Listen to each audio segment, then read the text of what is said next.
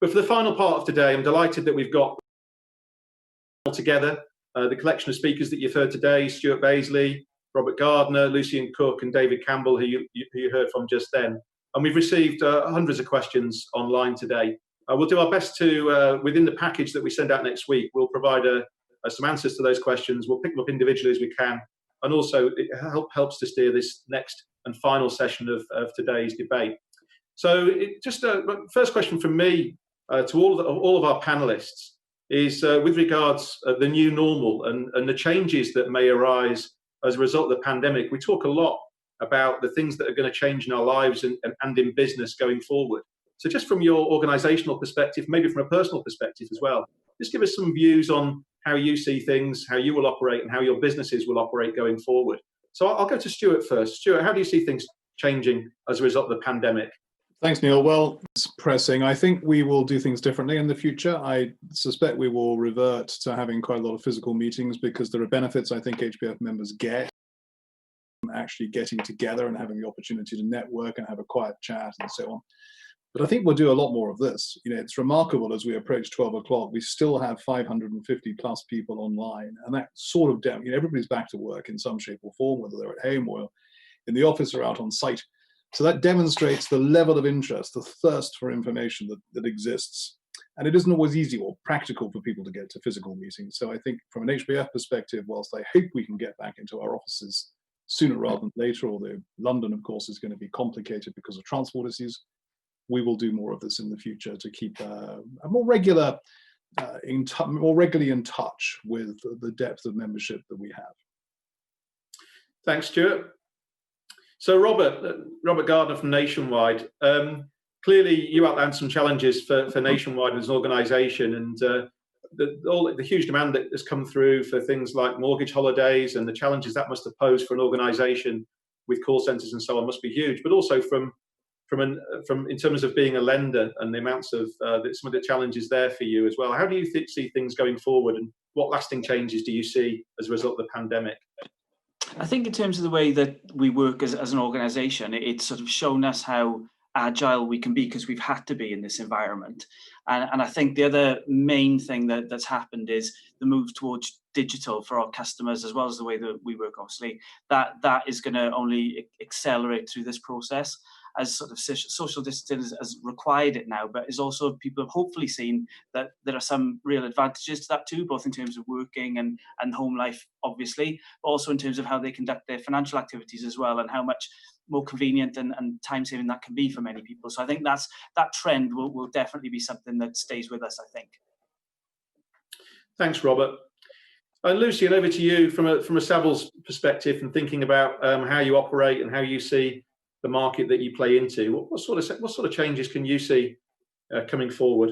Yeah, I mean, I think we're probably going to respond to an environment where people put much more emphasis on space and just the way things are laid out, and also environmental credentials. So, placemaking has gathered fairly significant momentum over the past 5 years and indeed a decade. I think it will add to that and probably give it a new dimension, particularly around the environmental piece.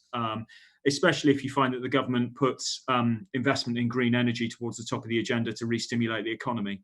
And that will mean that the skill sets that you need, whether it's with our planners, whether it's the people who are buying and selling sites, or indeed stock, they'll change. They will need to acquire new skill sets, as I suspect most of the industry will.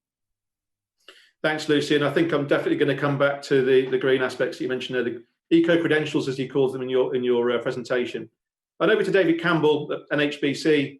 David, so you've got an office-based and a remote workforce. How do you see the changes that you've had to adapt to during the pandemic play out longer term? What do you think is going to stick?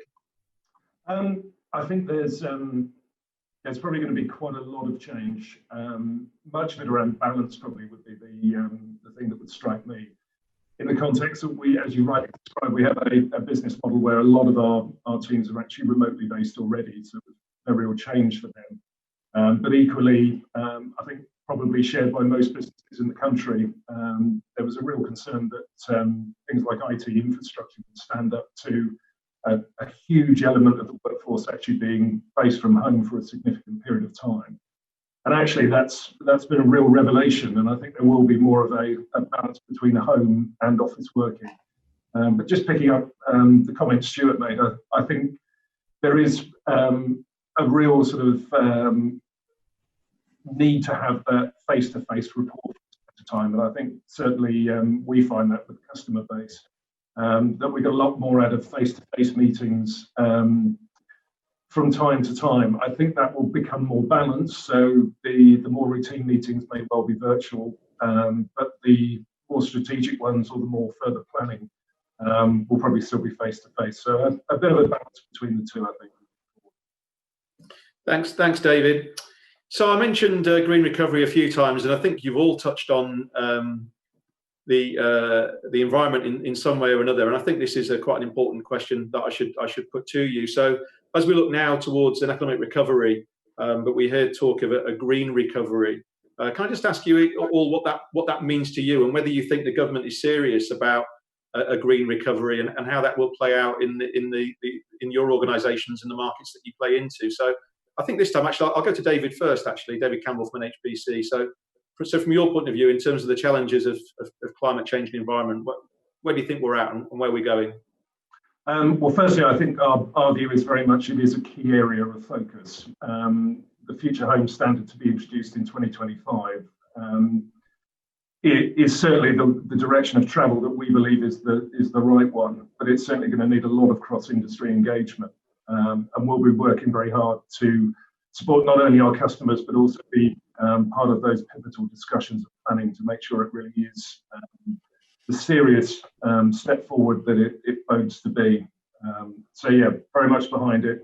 Indeed, we're looking at our own carbon footprint quite closely at the moment as well. So I think it's coming. So we need to be prepared for it and deal with it in the right way as an industry collective. Okay, thanks, David. And Lucy, and this is something you touched on in your presentation. I think it's pretty clear that you see this as being a big driver for change from a consumer point of view and a business point of view. So maybe just a bit more from you on how you see this going forward and the importance of a green recovery. Yeah, I mean, it's a huge subject, isn't it? If you just take one area, which is the rise of the electric car, I suspect that you will see the experience which we've had of lockdown and that reawakening or the awakening of our environmental conscious just drive that further forward. It's an area where we know it just developing that type of vehicle and everything that goes with it could generate significant economic activity. Therefore, you would have thought the government would want to get behind it. And of course, what it will mean is that you need to have a fairly extensive charging infrastructure, particularly through new developments. And, that's just one way I think it will play out. I think it will also affect where we're looking to build. You've got this sort of slight trade-off between wanting to minimize number of journeys and length of journeys, which pushes you towards urban regeneration and extension of major settlements, but you've then, on the flip side, got this drive for people to want to reconnect with the countryside a bit more. So, that I think, I suspect we did a planning on sustainability, I think 2 days ago, and just the land around rail stations. Again, I think it's going to bring that into focus very, very significantly and what the potential is there without really adversely eating into the green belt. Thanks, Lucy. And I think I'll turn to planning in a moment, actually. That's quite important. So Robert Gardner from Nationwide, when we talk about a green recovery, and I guess for those of us in the house building industry, we're well used to thinking about changes to building regulations, and David mentioned the Future Home Standards. But dealing with the impact of climate change we're not alone in having to deal with that. From a nationwide point of view, as a lender and thinking about green mortgages, and also from a regulatory point of view, I know there's some challenges as well. But what are your views about how the future environmental challenges and the green recovery play into Nationwide's agenda? So I think obviously the government is going to be front and centre in setting the incentives to drive us in that direction, and hopefully it'll be a key part of the decision making right the way across government. So when they're looking to tackle issues, getting those incentives right and driving us towards a greener outcome is hopefully where we'll go. So, for example, if they do seek to tackle the thorny issue of, say, property taxation, that would be a good opportunity to try and align incentives and drive the right behaviours. So that would be important. But from a lender's perspective, as you say, we need to do our part as well and drive the right behaviour. So, for example, before the pandemic, we offered our members a range of mortgages where we tried to incentivise an improvement or move towards greener outcomes. So we offered, for example, preferential rates on mortgages if people bought an EPC A-rated new build home. Similarly, we were offering discounted rates on home improvements if they were to try and retrofit and make the housing stock greener. So those are just a couple of examples of the way where I think it's not just up to government to get incentives right, but also for lenders and others to work in that direction and help deliver that greener outcome that we all need to see. Thanks, Robert. That's great.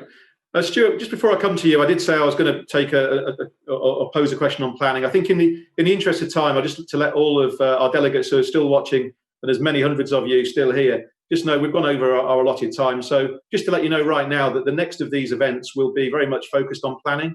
We've got an agenda lined up, which will be led partly by Andrew Whitaker, our planning director. So I'm sorry we've not had time to get to planning today, but just to whet your appetite and to let you know that the next of these events we're very much focused on the planning agenda. So Stuart, I think probably the final question for today, which I'll pose to you, which is on this green recovery, the environment. It's been a big part of HBF, a big part of your time at HBF, but there's loads of challenges going on. Do you think the government and the industry is serious about playing its part in tackling climate change?